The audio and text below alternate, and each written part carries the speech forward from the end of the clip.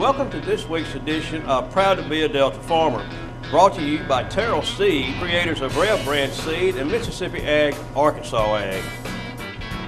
With all the talk of the physical cliff that's been going on in Washington the last several weeks, we wanted to let you know about the new 2012 Farm Bill, which is actually an extension of the 2008 Farm Bill, and kind of bring you up to date on that.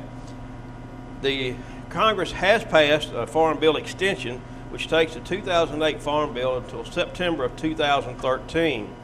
Now, the full Senate and the House of Ag Committee had both approved new farm bills, but that bill was never brought to the full vote on the House floor thanks to Speaker John Boehner. Here's what we do know.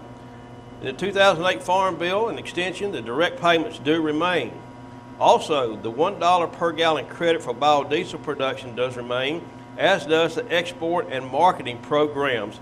Now, both of those programs are very popular with the American Soybean Association, and those are great news for our soybean farmers. Also, when it comes to estate taxes, the permanent 40% tax on estates worth more than $5 million remains, and that makes $10 million for couples. So what was left out of the farm extension bill?